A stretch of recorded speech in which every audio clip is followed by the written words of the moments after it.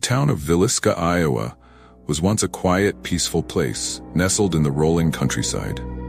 But that peace was shattered in 1912, when one of the most gruesome murders in American history took place. 8 people, including 6 innocent children, were slaughtered in their own home. To this day, the case remains unsolved, and the chilling question lingers: could the killer still be out there? The night of June 9, 1912, began like any other. The Moore family, parents Josiah and Sarah and their 4 children, welcomed 2 young friends, Lena and Ina Stillinger, into their home for a sleepover. Little did they know that the night would end in tragedy. As the clock ticked past midnight, a mysterious figure crept into the house, axe in hand. In the dead of night, the intruder silently took the lives of the family members, one by one, using the weapon with terrifying precision. The killer struck in such a way that it was almost as if they had done it before. No one in the house would survive the night. The next morning, the silence in the Moore household was broken when the neighbor, Mary Peckham, grew worried. She hadn't seen the family outside, as they usually did by morning. When she entered the house, what she discovered would haunt the town forever. The gruesome scene was beyond imagination. Every room was stained with blood, and the victims lay in twisted, unnatural positions. The intruder had even covered the bodies with sheets, a strange and chilling touch. Yet, despite the brutality, there was no sign of forced entry. No footprints in the mud. No weapon left behind.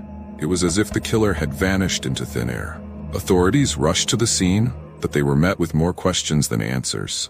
How had the killer entered the house? Was it someone from the town, or a complete stranger? Despite numerous leads and suspects, the investigation hit dead ends. Theories ran wild.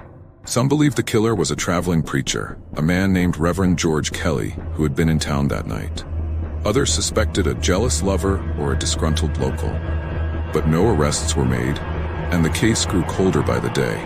Over the years, various suspects were brought to light. Reverend Kelly was arrested but later released due to lack of evidence. Another theory involved a man named Frank Jones, a local businessman who may have had a motive. But none of the suspects were ever charged, and the killer's identity remained a mystery. Some even pointed to a strange man seen in the area on the night of the murders, though nothing substantial could ever be proven. The lack of concrete evidence left the town to wonder: was the killer someone they knew, or a ghost from the past, forever elusive? As the years passed, the Villisca house became the focus of paranormal investigators. Locals began reporting strange occurrences, such as flickering lights, unexplained noises, and the eerie feeling of being watched. Some claimed they could hear the sounds of children playing, only to find no one around. In the decades since the murders, the house has become notorious for its haunting energy. Paranormal investigators say the spirits of the Moore family and the Stillinger sisters are trapped in the house, forever reliving their final moments. But is this the result of restless souls, or is something darker at work? To this day, the Villisca Axe Murders remain unsolved. Was the killer someone in the town, hiding in plain sight, or did they vanish into the night, never to be seen again? Some believe the answer lies within the walls of the house itself, where the past refuses to stay buried. And perhaps the spirits of those lost that night will never find peace until the truth is finally uncovered. The Villisca Axe Murders are no longer just a tragedy. They are a legend, a story that continues to send chills down the spines of those who dare to learn the truth. But the questions remain unanswered. Who was the killer? And could the answers still be hiding, waiting to be uncovered?